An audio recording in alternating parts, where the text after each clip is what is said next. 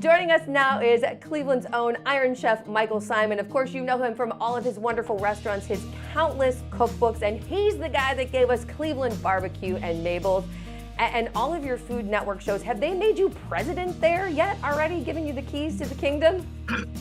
No, not yet. I think Guy and Bobby still own the presidential suite at Food Network. I thought maybe you'd be fighting him for that. All right, so normally we're talking about cooking in the kitchen with Chef Michael Symon, but we're talking about really deep cleaning in the kitchen. It's spring cleaning time, not just in our homes, but in places like restaurants and hotels too. And you've partnered with Ecolab for this science-certified concept and program. What does that mean, and why is that it's so important to a guy like you? Well, you know, Jen, whether it's like Mabel's or we're doing the show 24 and 24 in my kitchen at home, it's like to me, cleanliness is always number one priority.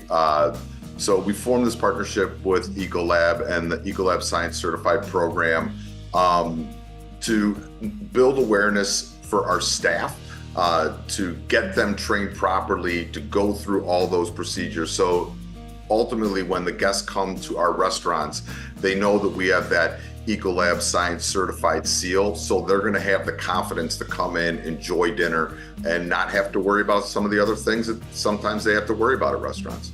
Sure, I mean, reputation is everything when it comes to a restaurant, so you don't want to have, you know, that kind of reputation. You want to have that cleanliness, that's, you know, a tight, clean kitchen for sure. Somebody that definitely had their hands full in terms of a messy cleanup was that crew on 24 and 24. Tell me about this. This show is wild. How on earth, from a production standpoint, did you handle that 24 hours straight of shooting and cooking and eating? Yeah, I mean, Esther Choi and I were actually up for about 32 straight hours because we had to do some of the walkthroughs prior because we were shooting for 24 hours straight with 3 separate crews. You know, we were breaking the fourth wall throughout the entire show. You know, it was wild, you know, like, so, I mean, not only did I have to host the show, but there was a lot of directing of traffic that was happening in those 24 straight hours. Yeah, there's a lot of bodies just production-wise. Forget the 24 chefs and all the judges and everything that came through. Just so much traffic that came in and out. Yeah, I mean, every 8 hours, and so we had 3 separate crews. Every 8 hours, a new crew started for cameras, sound men, you know, everything. So there were, I think, probably about 150 people that worked on the show. Wow, that's incredible. I got to ask you while we're talking about the West Side Market.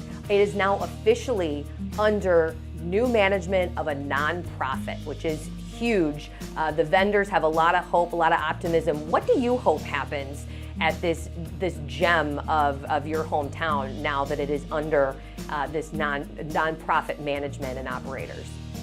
You know, look, the West Side Market's like nothing in the country. You know, it's when I would bring chefs there from different parts of the country, and they saw that it still existed in the state that it did, and the you know, the independent spirit of the vendors. So I hope it continues to go in that direction, and I hope that they could use it for more than just selling food. I mean, there's I think tremendous opportunities there to do cooking demos, there's a lot more to that market, I think, that could be happening than just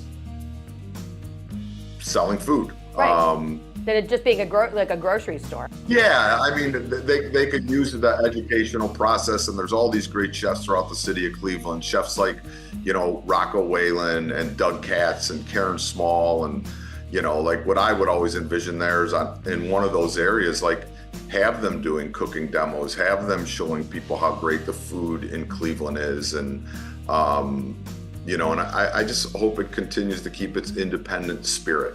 Mm-hmm. Now, I want to ask you, you mentioned a couple of chefs' names. When you do come home, where are you eating lately?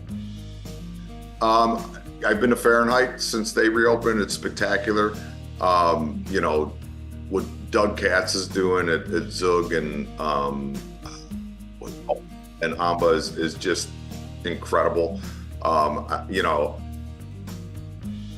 I love that he is cutting his own path and making very special, unique food that doesn't feel like a lot of the rest of the food in the city. I love what the guys are doing at the former Lola Space, Cordelia. I think I was it's just great. going to ask you about that. Yeah, he's a finalist for a James Beard Award in the space that you formerly occupied there. It's pretty great.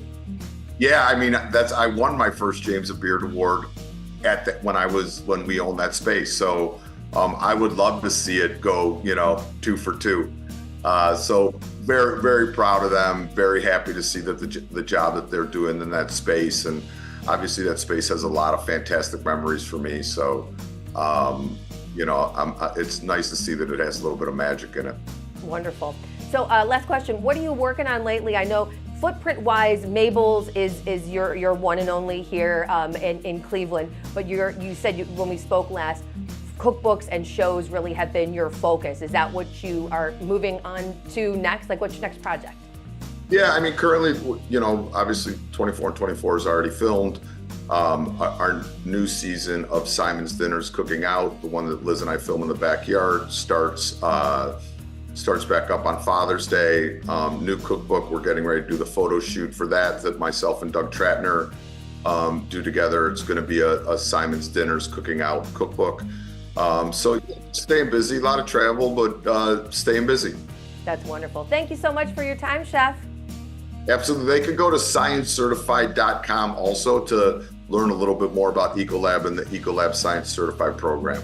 Wonderful. If any other restaurants in town want to get in on that, love it. Thank you so much, Chef. Thanks, Jeff.